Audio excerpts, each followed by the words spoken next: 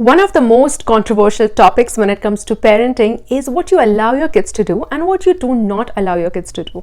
And I say it's controversial because what could be acceptable for one family could be totally unacceptable for the other. And we live in the social media influence world where there's an abundance of information. People are constantly posting pictures, videos, and information about their children. While I do not think this is necessarily a bad thing per se, but at the same time, for parents who are constantly consuming this kind of content, it can lead to fear, anxiety, and unfair comparisons, which is definitely not healthy. Hi guys, welcome to my channel. This is Neha. For those of you who are new here, I am a mother to two little beautiful girls, Amira, who's 2.5 years old, and Anahita, who just turned a year old a couple of weeks ago. On this channel, I make videos related to motherhood, entrepreneurship, and health. So if any of these topics interest you, then please do consider subscribing. Before I begin this video, I would just like to talk about why I'm making this video. It's not to make you guys, other parents who do not follow these things, point fingers at you and tell you what a bad parent you are. That's so terrible that you allow your kids to do these kind of things while we don't.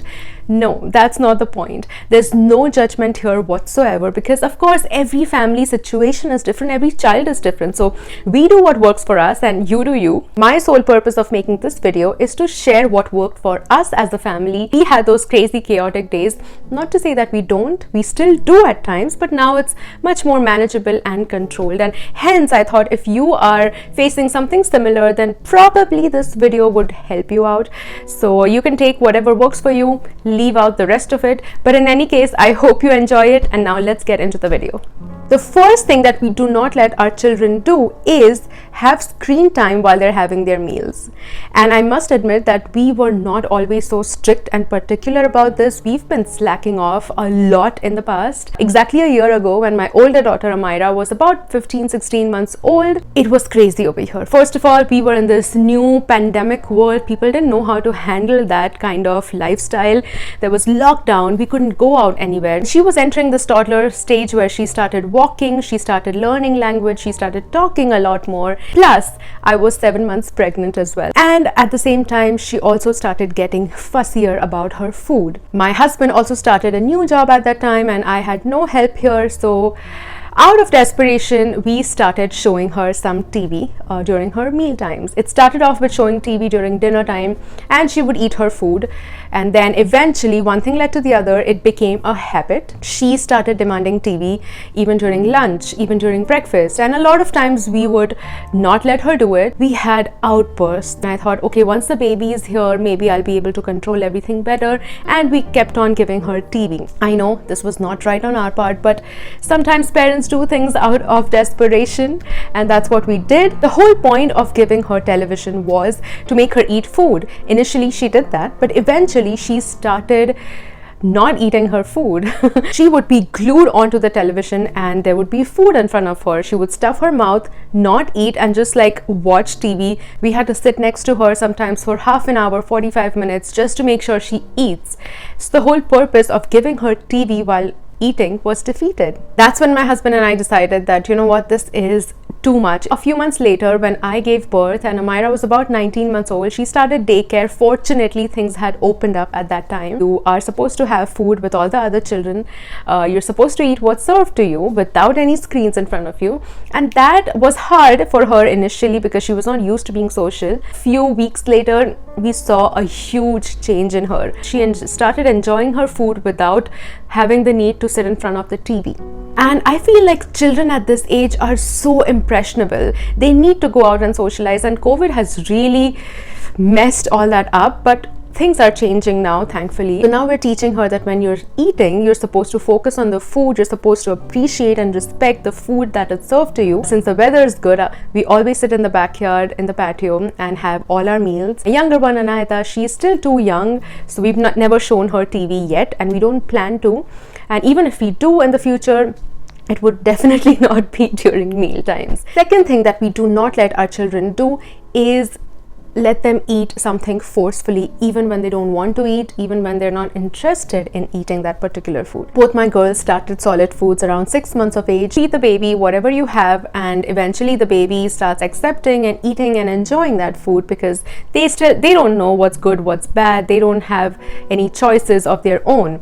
Eventually, as they reach the toddler stage, when they begin to understand more, they start getting picky. So at that age, when they are developing all these new skills, speech, language, gross motor, fine motor skills, your brain is developing at such a fast rate. At that time, it's also very important to teach them that this is the food that's being served to you, and you can choose how much you want to eat depending on the level of hunger you have. Some days they'll be more hungry and eat like maybe 2 or 3 parathas. That's what Amira does. Some days she'll hardly eat half a paratha, and that's completely okay, because as adults we don't always eat the exact same proportion every single day, right? Depending on the weather, our mood, our activity level that day, just so many factors affect the way and the quantity that we eat. And it's the same with kids as well. It's just how human beings are. We ask her, are you done? Are you full? And when she says yes, that's it.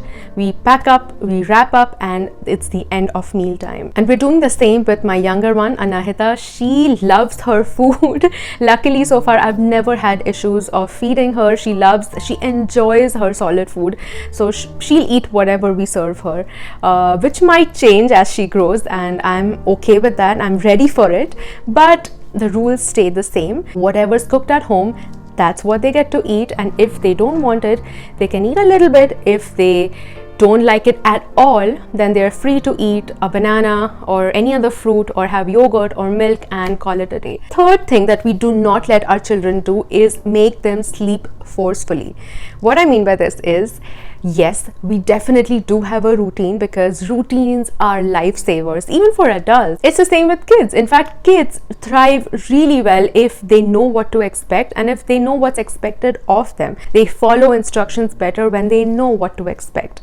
They have less tantrums, they have less emotional outbursts, and in general they're pretty calm. We have a set routine, which means they know when they get up, this is what they do. So when it comes to naps or bedtime, we have a routine. Like I said, I don't know how many times I've used the word routine. We take them to their rooms, we change them, diaper, pajamas, we pull the blinds down, close the curtain, turn on the noise machine, and then we have a winding down time. And we as parents assist them in calming themselves down after a long, hectic, crazy, energetic day that they've had. We just let them be. So they get to pick the activity they want, just randomly playing with toys from their basket, or Amira likes stories, so I read to her sometimes, or she'll just like color or draw, paint, or she'll just run around, whatever they choose, whatever they're in the mood for. After that, around 7:30 is when I put her in her crib. Sometimes she's not sleepy by then, but she knows that this is my bedtime, so I'm supposed to go in my crib now. And then I just wish her good night and leave. There are times when she'll fall asleep right away if she's really tired, and there are times when she'll take like 15, 20, even half an hour sometimes to fall asleep. That's okay. She doesn't cry or she doesn't get upset about it. She loves to go in her crib. And it's the same thing with Anahita. She's a little younger, but we do not wait in her room till she falls asleep completely and then tiptoe our way out. No, we've sleep trained both of them. That was again a very, very, very good decision that we took. It has retained our sanity a little bit. So we play her music, she gets in that sleepy zone, then we put her down. Sometimes she'll roll around, she'll babble, she'll talk to herself, she'll sing, and when I walk past her room, sometimes I still hear her talking, and then she'll fall asleep within like 10-15 minutes. So that's how we have trained them, and this skill is so applicable in your real life, your adult life, or even once you grow out of this toddler stage. Even as a child, you need to learn how to fall asleep on your own. You need to know that your room is your space where you don't need to fear going in your room because you know your mom's gonna put you to bed. No, you need to know that this is my time. I get to do any activity of my choice, and then I can sleep whenever I want to. Okay, so the fourth one that we do not allow our children to do is hit, scream, cry, or throw things around unless there's a real, genuine emergency. You guys know what I'm talking about. And as toddlers, it's natural for them to have emotional outbursts. Their little brains are still learning so much every single day. It's like a sponge. They absorb so many things every single day. So they do tend to get overwhelmed. Again, it's our duty and responsibility as parents, I think, to teach them that it's completely okay to be upset, to be hurt, or to be sad, or to be angry about something if you don't like it. But hitting, screaming, and throwing things around is not the way to express it. Have your quiet time, you can relax, you can use your words if they're old enough, like Amira is, and you can express your anger or your emotion that way. It has been tough. This has been the most tough, I think. Definitely has got much better. Also, going to daycare and observing other children, how they deal with their emotional issues or tantrums. That's why I always stress on the importance of children socializing with children their own age, not with adults the whole time. Anahita, on the other hand, she is learning to scream for attention because she's not speaking fully yet. But we are early in this training. We're teaching her how to say mama or papa if she wants to grab our attention. She's too young, but once she grows up a little bit, that's what we would be training her and teaching her as well. Talking about screen times, the next thing we do not let our kids do is use our phones, iPads, laptops, computers, or any electronic gadgets when it comes to screen time. Only place they can watch their cartoons is on TV, and we operate that. So we'll ask her what show she wants to watch, we'll turn that on for her, and then she can watch it. We do not let her take the remote and switch the channels herself. We do not let her take the phone. There are times when I sit and scroll through something on my phone when she's around and she doesn't care about it. If my phone's lying somewhere, she'll pick it up and give it to me and say that, Mama, here's your phone. She knows that phone's not for her. This is Mama's phone, this is Papa's phone. And honestly speaking, this is one thing we've noticed since a few months now, that she doesn't even bother about TV as much. I mean, some days, yes, she would be really interested in watching a show, and then within like 10-15 minutes she'll get bored and start doing something else, like drawing or like running around or playing with Casper or just talking to us, and things like that. Nahita, on the other hand, she's still young and she does get attracted with the light, the sound, all the videos that play on our phone sometimes, and she always tries to grab it whenever she sees it lying around. So we're trying to make a very conscious effort of not leaving our phones on the floor where she can easily access them, and even if she does, then we are teaching her how it's not for her, and she has to return it to us, or she has to be okay if we take it from her. And we're working on that, but I'm sure observing Amira, she would pick that up, hopefully. Next thing that we do not let our children do is ask us to do all the chores for them, which they can easily do. So for example, Amira, now that she's a little older, she can follow instructions much better. So things like putting her shoes in place when she comes home from school, or putting her backpack on the kitchen counter, or her bottle in the sink, or not throwing her clothes around after she's done removing them. These kind of small chores which I used to do, or my husband used to do. Now that she's older and she knows where things go, there's a place for everything, we do not let her get away with it. There has to be some form of discipline enforced. Of course, it's not like a crazy rule that you have to put the shoes here at all times. She's still a child and she's learning, and sometimes she doesn't want to do it, which is okay, but for the most part she knows that this is the drill, and I'm hoping that Anahita follows her by observing her as she grows. Just one story I want to share is that last year when I gave birth, Myra was about almost 19 months old, and everyone told me that you have to involve your older one when you do things for your younger one, because then she wouldn't feel left out and she'll feel more inclusive. So I made sure I did that. Whenever I would feed Anna